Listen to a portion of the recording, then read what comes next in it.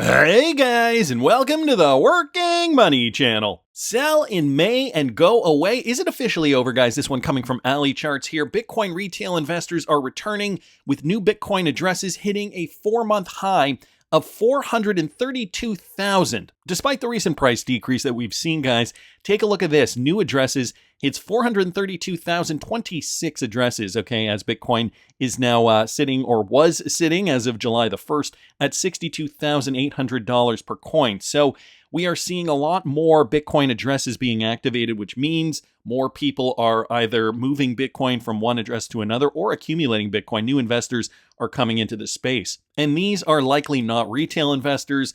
These are likely institutions realizing that, at this point in time, Bitcoin is at a pretty attractive price to be accumulating. So we did see Bitcoin on the upswing over the weekend. And, since Monday, we have seen it, on the micro level, perform this double top. And now it's just kind of cascading back down here, trading in and around $60,200 per coin. It did go as low as, it was under 60,000, 59,500, and that was just within this last hour as I'm recording this video, but it has come back up. This micro range doesn't really mean too much in the grand scheme of things, though. When you look at the macro factors here, guys, this area here is what is pretty much what we're going to be ranging in. I think now, it's pretty apparent that, this is going to be that sideways range that we see for the next little while before we see some macro indication that Bitcoin is going to start moving to the upside. So an accumulation range of, anywhere between all-time high, which was in and around $73,800 per coin. And at the low here, we're looking at about 56,000. So, right now we're trading in and around $60,000. I think psychologically that level is palpable for investors just because it is above 59,000. So anything in the 60s, I would assume people would think is, fairly average. Anything below 60,000, a good deal. So this is why we're seeing Bitcoin getting bought up if it, goes below that $60,000 range. But again, it's just a psychological level, really. They're all just numbers. This trading range, though, unfortunately, we are continuing to see this, and, it's been going on for quite a while now. Sentiment in the space has gone back down a little bit to 48, so that is in neutral territory. Market cap is at 2.23 trillion, so we've seen it go down a little bit by 3.59%. We've seen the 24-hour volume increase by 13.16. Bitcoin dominance, though, that's going down 53.2. Altcoins are doing their thing, and I guess in this case, we're seeing, a bit of red on the map today. They're losing less than Bitcoin, which is, bringing the Bitcoin dominance down further. Bitcoin is down 3.74%. XRP is down only 0.44% in the last, at least in the last 24 hours. So this is the macro picture, guys. Nothing to be too concerned about. Anthony Pompliano just made the rounds on Fox Business yesterday. Retail and institutional investors are convinced of the long-term resilience of Bitcoin, so they are aggressively buying the dip. The drawdowns are smaller today than they have been historically, and Anthony Pompliano gives us some reasons why. Listen to this. As Bitcoin has fallen, spot Bitcoin ETFs hit their highest daily inflows in a month. Right now, we've got Bitcoin hovering just around 62,000. July 1st saw $129.5 million of inflows. Fidelity's Wise Origin Bitcoin Fund nabbed the most of it, about 65 million, followed by Bitrue's Bitcoin ETF, 41 million, and the ARK21 shares Bitcoin ETF with 13 million. All three ETFs are trading lower today because they move, obviously, in conjunction with the price of Bitcoin. Now, since the SEC approved a slew of spot Bitcoin ETFs back on January 10th, look at the total net inflows. They now stand at $14.5 billion, according to crypto site The Block. And with hopes rising that the SEC is close to approving spot Ether ETFs, crypto exchange Gemini predicts Ether ETFs could see up to $5 billion of net inflows in the same period. SEC Chair Gary Gensler previously said Ethereum ETF approvals could take place sometime over the course of the summer. Here with his expected approval timeline, Pomp Investments investor Anthony Pompliano here in a Fox Business exclusive. I don't know what to take first, but I think it's pretty significant that as the price has fallen of Bitcoin, we have a pretty significant inflow for the Bitcoin ETFs yesterday. Is this a gutsier or more aware crowd that says, I want to participate in the cryptocurrency movement? I think that retail investors and institutions have both realized that Bitcoin is a resilient asset that's going to be worth a lot more 5 or 10 years from now than it is today. And therefore, when there are these dips, they look at them as buying opportunities. And if you think of great investors, they understand what they own. And when those assets go down in price, they buy more. And so it's the people who actually question if the price moves against me and should I buy more? They just may not understand what they actually own. And so what's interesting is if we go back over the last couple of bull and bear market cycles in Bitcoin, we used to see a lot of 30% drawdowns. In 2017, there was 5 or 6 different 30% drawdowns. In the last cycle, we saw a couple of 25% drawdowns. Now what we're starting to see is only about 15% drawdowns. And so the volatility is actually being dampened, and there's this persistent kind of inflow coming from these ETFs, which historically was not there. And so I think that really serves as this great tailwind for Bitcoin going through the end of the year. You just said that some investors buy things they don't understand. I think a lot of people who are in Bitcoin might not understand it. They don't understand what causes it to move, because sometimes if the stock market's falling, Bitcoin's up, or if the stock market's falling and Bitcoin is down. Can you give them any insight on this? Yeah, what's really interesting is one of the great lies in the Bitcoin world is that nobody cares about the price. Actually, price is the marketing for Bitcoin. There is no centralized team. There is no board of directors. There is no marketing budget. So what usually happens is when the price goes up, everyone starts talking about it. The media covers it, and people go and they say, oh, well, if it went up, maybe it's going to go up more, and they go and they buy some. And so most people I know actually showed up to Bitcoin initially because they wanted to make money. They wanted to buy it and have it go up more. What ends up happening is as they start to hold that asset, it's very volatile. So it goes up a lot, goes down a lot, and it makes you start to say to yourself, what is this thing that I hold? And it puts them on this learning journey. And so what ends up happening is you go from a speculator looking for price appreciation to someone who then begins to appreciate things like sound money principles and turns you into a long-term holder. And so if you look on chain, you can literally see majority of people who hold Bitcoin are not selling it when it goes down in price or when it goes up. They're holding. But people definitely are showing up initially because they think that I can buy this thing and it goes up, 2x and I'm going to sell it. And so over time, the Bitcoin community has to educate those individuals, whether they're retail or institutions, to become those long-term holders. I'm going to leave it there. There's about 2.5 more minutes in this clip, but I think Anthony Pompliano touches on some very important things here. The fundamentals of Bitcoin, the changing dynamics, why people get into this market, guys. But as you heard from him, we are seeing a more institutional, more sophisticated, traders, more sophisticated investors coming in. And this is why we're seeing, new addresses, for example, as the price is coming down. This is not the general retail crowd that we're used to. Also, the drawdowns are becoming less and less, meaning that this is going to be the worst of it before we start to see that price moving upward. Now, that could also mean that the volatility moving to the upside is not going to be as much moving forward. So we really just have to pay attention to all this. Nick Crypto Crusader also bringing this to our attention, guys. How is basically no one in the XRP community talking about how bullish the XRP to BTC pair is looking right now? Let's take a look at that real quickly. XRP to BTC. Now, I've talked about this particular chart in the past. As you guys can see in the past, when XRP has popped off, what has happened in the past is XRP compared to Bitcoin formulates a double bottom pattern, or at least reaccumulates in this zone here before popping off top. Now, these were essentially times in the past when XRP saw these new highs, and this example was just from April of 2021. And so, guys, we are coming out of this zone here. Again, XRP dominance to Bitcoin, it is looking very promising as Bitcoin is going down right now, but we still need to move quite a bit to the upside before we see some real meaningful activity. Nick Crypto Crusader saying, everybody's looking at the USD chart and panicking about Bitcoin selling off, but take a quick look at the BTC pairs on the altcoins. This is a warning sign that phase 2 is getting close and that altcoins are about to significantly outperform the market. Guys, for more information on what I'm doing this particular bull run, you can follow me at patreon.com/workingmoneychannel. I only charge $5 a month, and I think it's pretty good value for what you guys are getting. I open up my entire portfolio. I've opened up my entire portfolio. I've put $15,000 into a particular altcoin portfolio with all different kinds of coins, excluding coins that don't even include XRP or Bitcoin or Solana or HBAR or Algorand. These are very different types of cryptocurrencies that I've decided, no, you know what? I'm going to be looking for particular coins with different fundamentals that I think are going to be high flyers. And if you guys are interested in following my trading journey, that is patreon.com/workingmoneychannel. Phase 2 is coming close. We have to be ready. We have to be poised, and we have to know when the trigger should be pulled.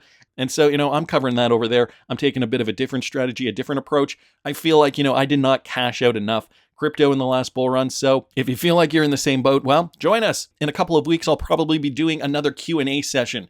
So live Q&A that is exclusively for the Patreon subscribers. Michael Branch here posting this, guys. So this is something else that we're noticing. On-chain data is showing that XRP accumulation has increased as the number of tokens on exchanges continues to decline. So looking at all these fundamentals, it is interesting that, Sentiment has noticed 20 new whales have accumulated between 1 million and 10 million XRP tokens over the past 30 days. So this is just over the month of June, guys. Currently, there are 1,583 such whale wallets, and you guys can see those numbers in there. You can see outflows versus inflows. I don't know if I can punch in on that a little bit just to show you guys whale transactions have grown. So this is interesting because it does really give you guys an idea of where whales are finding XRP price to be quite attractive, especially at this point in the cycle. This is the XRP to USD chart. And again, nothing has changed. In fact, we are actually down a little bit from that 50 cent level that we saw a few months ago. In and around here, we were trading at 51, 52, 53. So, from these levels back in here, we are down about 8 or 9%. That is good for people who are waiting for that blow off top. Just going back to that XRP to Bitcoin dominance chart. Guys, we just need that catalyst to get XRP soaring. In 2021, it was something different than it was in 2017. However, in every bull run, historically, we have seen XRP move last and fast. And, institutional investors are getting poised, getting ready by accumulating as much as they can. Despite the increased whale activity, the XRP price continues to consolidate, of course. So gives you some inflow numbers here. It rose from 58.66 million to 76 million tokens over the past day. On the other hand, the number of XRP coins leveraging exchanges rallied by 564% in the same time frame. So, guys, more XRP demand is being viewed on exchanges. That is just on-chain fundamentals. So wanted to thank Michael Branch for bringing that to our attention. On top of which, I'm sure you guys have been hearing about this, the XRP ETP launching today on the NASDAQ Stockholm exchange. So this is the Virtune XRP, 100% physically backed by XRP. So for every share of the Virtune XRP exchange traded product, XRP needs to be purchased in order to back it 100%. So they're not using anything else, just XRP. And you can see here, this is this is just the interface from the exchange. Very positive news, demonstrating that XRP is in high demand. Virtune is a Swedish regulated digital asset manager. They just announced the Virtune XRP ETP on NASDAQ Stockholm, the largest stock exchange in the Nordic region. Virtune XRP ETP provides exposure to XRP. Like all of Virtune's exchange-traded products, Virtune is 100% physically backed and fully collateralized, and is dominated in SEK, the Swedish kroner, for the Nordic audience, and is available on Avanza and Nordnet. Key information here, so 1-to-1 exposure to XRP, 100% physically backed, 1.49 annual management fee, that is a percentage. Virtune XRP ETP, so the full name is the Virtune XRP ETP. The short name is Virtune XRP, gives you the ticker here, VIRXRP. Trading currency is the Swedish kroner. First day of trading was July the 2nd, 2024, and then gives you some more information about that, guys. This is looking very positive because this is demonstrating, even though it is in Sweden, even though it is not widespread, it is demonstrating how important, some other countries around the world are viewing XRP in terms of desirability, okay? You got to think to yourself, they would not be doing this, they would not be putting the effort and time into an XRP ETP unless there was, the desire to want to hold XRP for some reason. Now, we're not getting that same sense in the United States, not right now because we don't have, the regulatory clarity, but I do think that is going to follow shortly. XRP Drops also mentioning that Coinbase is part of their custody solution. So although it is a Swedish exchange, Coinbase, the global leader in institutional custody solutions, serves as the custodian for securing and storing XRP in cold storage for this particular product. So they are using Coinbase, guys, in the United States. I don't know if you guys remember 21 shares in the AXRP. So they also released an XRP ETP a while ago now. Well, this one is actually 4 times here. XRP Drops just gives us the statistics here. So for example, 21 shares, securities outstanding 3.7 million. If we look over here, though, I'm just going to click on this tweet that he provided here. Oh, and it's in Swedish, so I cannot read it. But apparently, it looks like, I think he did the translation here, and it said right over here, 258,000 outstanding shares of the Virtune XRP ETP has 4 times the amount in circulation. So that is significantly bigger than the AXRP exchange. So just giving you guys a sense too of just how big this is comparatively. And again, this is just in Sweden. Can you imagine when the floodgates open and we do see more of these products being exchanged, how much more demand there will be for an actual XRP being bought and sold on exchanges? So some great information here. Wanted to thank XRP Drops there and Zoom for pointing that out. Now, Michael Branch here, guys, bringing us the latest in the courts. Ripple defies the SEC settlement offer, fights for crypto clarity. Here's what's going on now. Over 3.5 years in, the legal battle between Ripple and the SEC is far from over. Well, that's debatable. I think we're going to get a final verdict by this summer, so that is only a couple of months away at most. In a surprising twist, the SEC has thrown a curveball, slashing their penalty demand from a whopping $2 billion to a mere $102 million. But wait, don't celebrate quite yet. Despite this, Ripple rejected the SEC's offer and instead filed a notice of supplemental authority, as defense attorney James K. Filan has shared. So, guys, I do have the James K. Filan tweet up here. They've filed a notice of supplemental authority regarding the recent Binance decision. So here they're using Binance in their favor. This was just the Dropbox link here, which is linked in the James K. Filan tweet. And I will link this in the description of the video for you guys. Sherry down here explaining to us, just as with the previous supplemental authority referring to the Terraform Labs, Ripple is attempting to strengthen their position moving forward. The SEC will be given an opportunity to reply, followed by a surreply from Ripple. So that's kind of where we stand with regards to this. Ashley Prosper also commenting on this. Clever old Ripple to include the Binance decision as supplemental authority. If we decide to appeal, they can refer to this decision and possibly revive the fair notice defense, which, if accepted, would stop the SEC in its tracks. So here's what Ripple filed, okay? Mentioning this order here from Binance Holdings, Binance granted in part and denied in part a motion to dismiss the SEC's claims that sales of certain digital assets were sales of unregistered securities. It found persuasive and followed the court's summary judgment opinion in this case, extending its reasoning to apply the secondary market sales of one of the assets at issue. In course of ruling for the SEC on some issues and the defendants on others, the court has observed these things. Intangible digital assets do not fit neatly into the rubric set forth in a mere 7 pages that comprise the Howey opinion.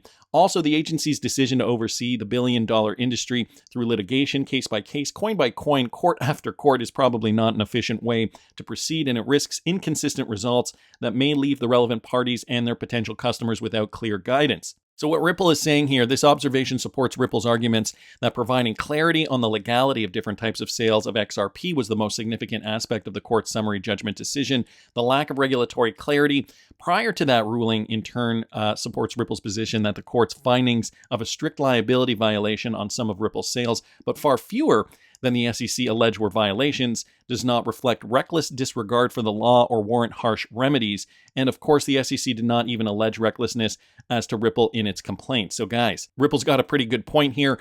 Crypto Cowboy also commenting on this most recent filing here. He says, he's just quoting what we see down here. The lack of regulatory clarity prior to that ruling in turn supports Ripple's position that the court's finding of a strict liability violation on some of Ripple's sales, but far fewer than the SEC alleged were violations.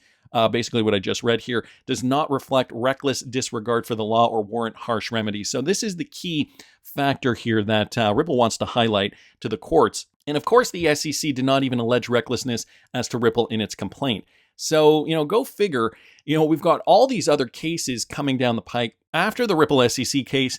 And now, it's going to kind of help massage Ripple's final verdict here. This is why we're not seeing a rush, I don't think, to get to that final verdict, because there are so many other things occurring that, now Ripple can file these rulings, and they have been filing based on, other lawsuits that have been going on that could help massage their case so that we see more of a benefit to Ripple and XRP moving forward. So wanted to thank James K. Filan there, Ashley Prosper, and Cowboy Crypto for posting those. Wheezy at Nerd Nation Unbox also bringing this to my attention. Here's why July may bring a big decision for Ripple and XRP. So we've just got these latest filings here. July has just begun. And even though Brad Garlinghouse was estimating that we could see a final verdict by the, mid to late September, here's what Dizer Capital founder Yassine Mobarak has highlighted, okay? Significance for the month of July specifically. The crypto enthusiast highlighted that two important legal rulings related to XRP and Ripple were issued over the past 2 years, specifically 2022 and 2023.